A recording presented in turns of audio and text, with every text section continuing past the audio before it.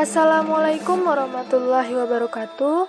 Saya Alicia Maulani Azhari dengan NIM 2017-102208 dari Universitas Islam Negeri Saizu Purwokerto. Tafsir dan produk tafsir masa pertengahan. Perkembangan tafsir abad pertengahan dimulai sejak abad ke-9 Masehi hingga abad ke-19 Masehi. Pada abad ini, perkembangan ilmu pengetahuan berada pada masa keemasan atau The Golden Age. Perkembangan penafsiran tidak lepas dari perkembangan ilmu pengetahuan pada saat tafsir tersebut ditulis. Tafsir kemudian syarat dengan disiplin-disiplin ilmu yang mengitarinya dan kecenderungan teologis. Terlebih bagi sang mufasir, Al-Quran pun seringkali dijadikan untuk melegitimasi kepentingan-kepentingan atau aliran tertentu.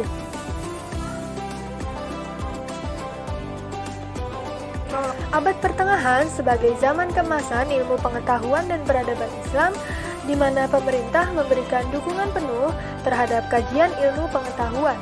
Berbagai cara pemerintah lakukan, salah satunya dengan penerjemahan buku-buku ilmiah yang berasal dari luar, yaitu Yunani dan Eropa.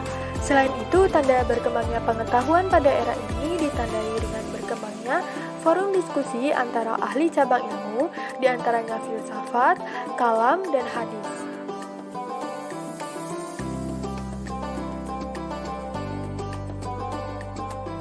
Pada abad pertengahan, tafsir Al-Quran mengalami kemajuan, di mana adanya pembukuan tafsir yang merupakan kebijakan dari Khalifah awal dinasti Abbasiyah.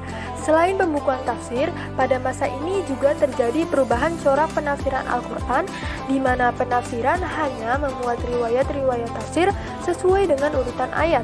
Orang yang pertama kali menggagas corak ini adalah Ibnu Jarir At-Tabari dengan karyanya Jami' al-Bayan fi Ta'wil Al-Quran.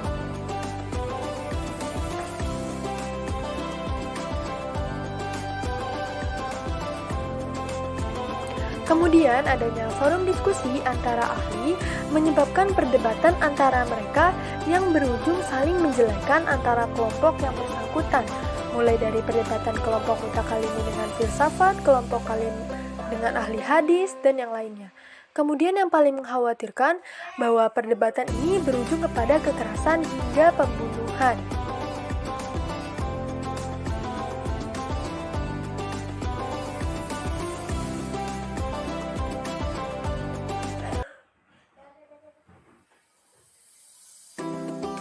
Meskipun demikian, pastinya karya-karya tafsir tersebut pernah menjadi masterpiece dalam suatu masa dalam rangkaian sejarah pemahaman Islam dan menjadi rujukan utama dalam menyelesaikan permasalahan keagamaan baik pada ini maupun setelahnya, yang artinya hal tersebut masih diterima dengan lapang oleh umat muslim pada umumnya. Di samping itu, corak dan keberagaman penafsiran Al-Quran pada masa ini mengisyaratkan akan kekayaan hasanah pemikiran umat Islam yang digali dari Al-Quran. Tafsir pada generasi ini juga masih menggunakan metode riwayat naql atau maksur dari hadis Nabi Shallallahu Alaihi Wasallam, sahabat maupun tabi'in dan ulama-ulama setelahnya tabi'in, lengkap dengan sanadnya. Tak terkecuali tafsir milik At-Tabari yang sering menyelipkan pendapat-pendapat ulama baik dalam masalah gramatika bahasa Arab, masalah fikih atau aliran-aliran ilmu kalam yang kemudian mentajrihnya, mengunggulkan salah satu pendapatnya, menjelaskan tata bahasa serta menggali hukum dari ayat-ayat Al-Quran. Selain riwayat dari Nabi Shallallahu Alaihi Wasallam, sahabat tabi'in, mereka juga mengutip tafsir dari kitab-kitab generasi sebelumnya beserta sanad yang sampai kepada sang pengarang tafsir. Selain itu, maraknya riwayat Isra'iliyah juga mewarnai tafsir pada periode ini.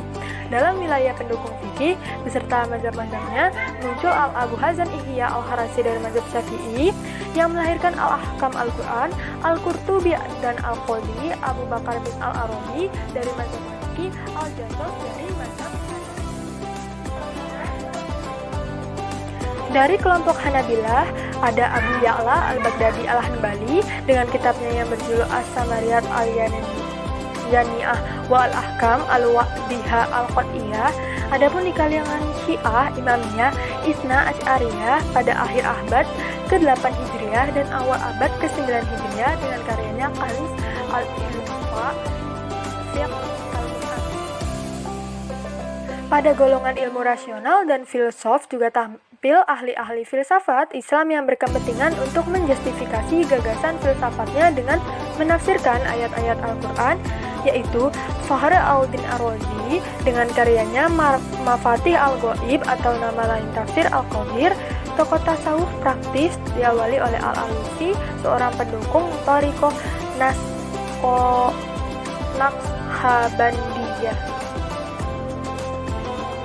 Dari para ahli kisah atau ahli al-athar ada Ibnu Khaldun dan At-Talabi. Demikian pula yang ahli sastra ada Abu Hayyan Jalaluddin Al-Mahali, Al-Nisaburi, Al-Qodi, Abdul Jabbar, dan masih banyak lagi mufassir yang memiliki disiplin ilmu tertentu.